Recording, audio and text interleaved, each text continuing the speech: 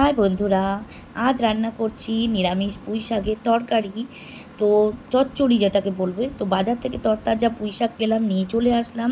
আর নিয়েছি দুটো কাঠি কচু, দেখতেই পাচ্ছ দুটো কাঠি কচু নিয়েছি। আর এখানে কাঁঠালের দানা নিয়েছি, হাফ বেগুন রয়েছে, হাফ বেগুনটা ফেলে দেবো, তো নিয়ে নিয়েছি।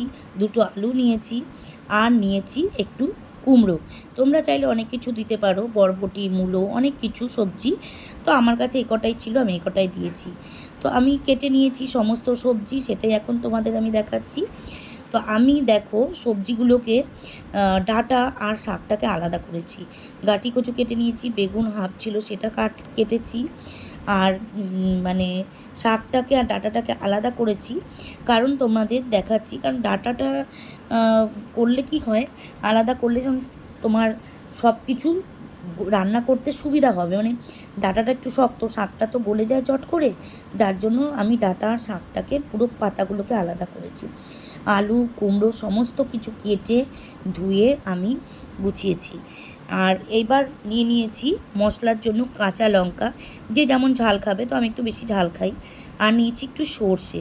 তো আমি এটা বাটির মধ্যে না, একদম ডাইরেক্ট তোমাদের মিক্সির বাটির মধ্যেই দেখাচ্ছি। তো আমি এইবার এটাকে কড়াই বসিয়েছি। তোমরা এটা কড়াইটাকে কালো বলে তোমরা কিছু মনে করো না, কারণ আমার কড়াইটা কিন্তু লোহার। যদিও বা একটু ফর্সা হয়, কিন্তু এর থেকে বেশি ফর্সা আর করতে পারবো না আমি। তো কড়াইতে দিয়ে নিয়েছি আমি সর্ষের তেল। সর্ষের তেলটা আমি গরম করার জন্য মানে বসিয়ে দিয়েছি। তো আমি যেহেতু একটু ঝাল ভালোবাসি, তেল গরম হয়ে গেছে, তো আমার তো সব কিছুতে একটু লঙ্কা, স্পাইসি জিনিস, তো আবার একটুখানি শুকনো লঙ্কা দিয়ে দিয়েছি। শুকনো লঙ্কা ফোড়নে তো ভালোই লাগে, সুন্দর গন্ধ লাগবে। তো আমি একটু শুকনো লঙ্কা দিয়েছি, আর দিলাম একটু পাঁচফোড়ন। পাঁচফোড়ন তো তোমার মানে করতেই, পুঁই শাকে পাঁচফোড়নটা তোমাকে দিতেই হবে, তো সেন্ট ভালো আসে। এইবার আমি দিয়ে দিলাম আলু। আলুটা একটু ভালো করে ব্রাউন ব্রাউন করে ভাজছি। তো যতটা আমি একটু তেল বেশি দিয়েছি, তেল আমি একটু এমনিই বেশি খাই, বুঝলে তো। কিন্তু তোমরাও চাইলে কম তেল দিতে পারো। তা আমার একটু তেলটা একটু বেশিই পড়ে গেছে, পড়ে যায় জানি না কেন। তো এতটা তেল দেওয়া যদিও বা উচিত না, তোমরা কম তেলে করতে পারো। তো আমি একটু তেল দিয়ে ফেলেছি বেশি। সরি বন্ধুরা, একটু কাশি হয়ে গেল। তো আলুটাকে আমি ভালো করে ভাজছি, একটুখানি হালকা ব্রাউন ব্রাউন করে নিয়ে এরপরে আমি দিচ্ছি কুমড়োটা ডুমো ডুমো করে কেটে রেখেছিলাম। তো কুমড়োটা দিয়ে দিচ্ছি। কুমড়োটা এবার ভাজবো আলুর সঙ্গে সঙ্গে। ধীরে ধীরে একটা একটা করে মানে দিলে তোমার সুবিধা হবে। এবার কুমড়োটা দিয়ে সমস্ত আলু আর কুমড়োটা একটুখানি আবার ভেজে নিচ্ছি। কুমড়োটা একটু হালকা হালকা ভাজছি, ওর সঙ্গে কুমড়ো তো গলে যাবে। তেই এই কুমড়োটা খুবই ভালো, মিষ্টি কুমড়ো। আগে একদিনকে মানে এনেছিলাম, ভাজা করেছিলাম, খুব সুন্দর টেস্টি। তো আবার আমি দিয়ে দিচ্ছি গাঁটি কচু তো আমার দুটো, দেখলেই দুটো নিয়েছিলাম, তোমরা চাইলে আরেকটু বেশি দিতে পারো। তো আমি নিয়েছি। আর এবার কাঁঠালের দানাগুলো না বাড়িতে অনেক দিন আগের শুকিয়ে গেছিলো, তো এই কটা ভালো পেয়েছি, দিয়ে দিলাম। আর দিয়ে দিলাম বেগুন তো কুমড়ো শাকে মাস্ট দিতেই হয়, সরি পুঁই শাকে, তো আমার ভুল হয়ে গেছে। আমি এখানে বেগুন আমার অল্প ছিল বলে আমি অল্পই দিলাম।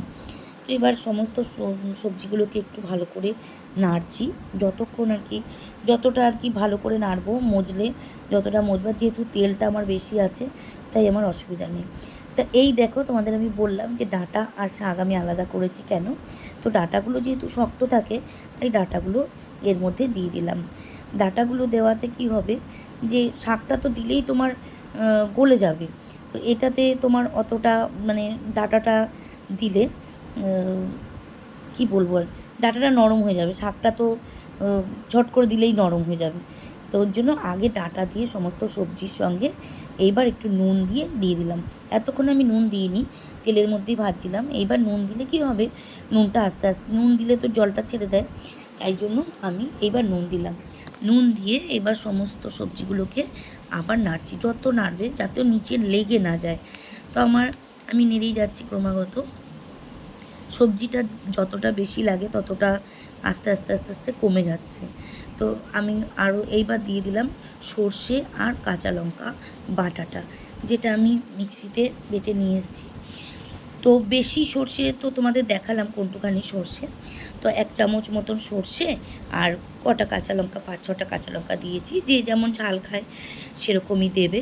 তো আমি মশলাটা দিয়ে এবার নাড়ছি, সর্ষে দিয়ে তো আর এই মিক্সির মধ্যে যতটুকু আছে দিয়ে দিলাম।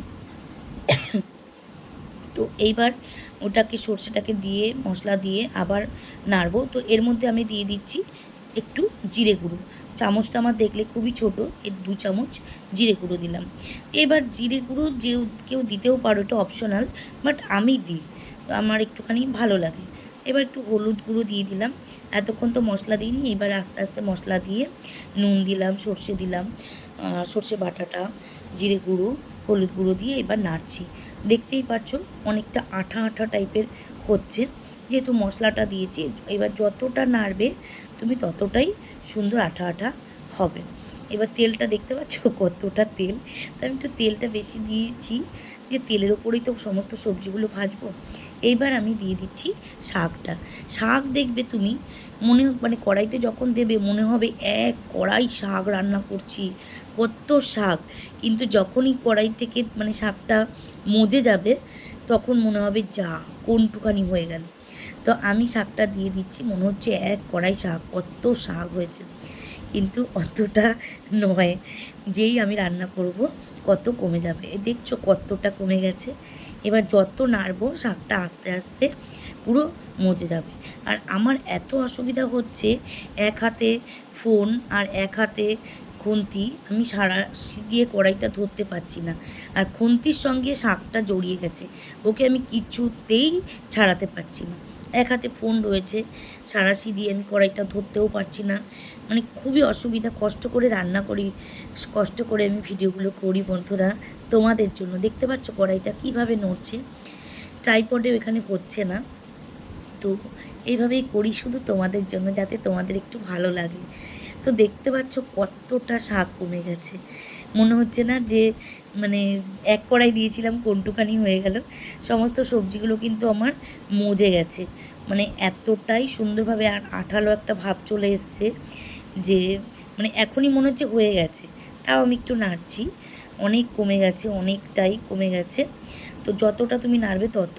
তো আমি এখানে একটু হালকা জল দিচ্ছি, জল আমি দিতাম না, যেহেতু কাঁঠালের দানা রয়েছে, গাঁঠি কচু রয়েছে, তো একটুখানি জলটা না দিলে না ওগুলো একটুখানি সিদ্ধ হবে না, ওই জন্য আমি একটুখানি হালকা করে জল দিলাম। জল দিয়ে এবার আমি দিয়ে দেবো এটা ঢাকা। ঢাকা দিয়ে 2-3 মিনিটের জন্য আমি ঢাকাটা দিয়ে রেখেছি। তো ঢাকা থেকে সরিয়ে দেখা হালকা জল জল রয়েছে, তো আমি গ্যাসটা পুরো ফুল ফ্লেমে করে দিয়েছি, আমার এগুলো সিদ্ধ হয়ে গেছে। তো আমি এবার নাড়ছি, গ্যাসটা পুরো এখন ফুল ফ্লেমে রয়েছে, আর সমস্ত সিদ্ধ হয়ে গেছে। যতটা নাড়ছি ততই মানে সিদ্ধ একদম আঠালো আঠালো ভাবও হয়ে গেছে। এবার আমি নেড়েই যাচ্ছি। তো জলটাও পুরো টেনে নিয়েছি, গ্যাসটা আমি পুরো হাই ফ্লেমে করে দিয়েছি এখন কোনো কমনে। আর দিয়ে দিলাম একটু চিনি, শাক রান্না করলে তো একটু চিনি দিতেই হবে, না হলে যে শাকের খাড় খাড় ভাবটা সেটা মানে ভালো লাগবে না খেতে, তাই জন্য একটু মিষ্টি তো দিতেই হবে, আমি তো দিই বন্ধুরা। তো এইবার দেখো তোমার শাকটা একদম আমার পুরো রেডি হয়ে গেছে। তো এই হচ্ছে আমার নিরামিষ শাক রান্না, আমি ঢেলে ফেললাম। তোমরা একটু করে খেও, আমি তো করে খেয়েছি, ভীষণ টেস্টি হয়েছে নিরামিষ রান্নাটা। আর তোমাদের ভালো লাগলে অবশ্যই লাইক করো, তোমরা রান্না করে অবশ্যই বলো যে আমার রান্নাটার সঙ্গে তোমাদের রান্নাটার কোথায় মিল আছে আর কোথায় আমার ভুল হলো। আমার চ্যানেলটার নাম রূপালী সিম্পল লাইফস্টাইল, তোমরা আমার চ্যানেলটা সাবস্ক্রাইব করো, রান্নাটা ভালো লাগলে একটু লাইক করো। টাটা, দেখা হবে নেক্সট কোনো ভিডিওতে।